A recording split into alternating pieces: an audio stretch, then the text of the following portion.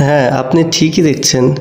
এটিই আপনার প্রিয় সেই আন্তর্জাতিক খেলোয়াড় রিম্পা হালদার, যার খেলা আমরা টিভির পর্দায় দেখতে পাই।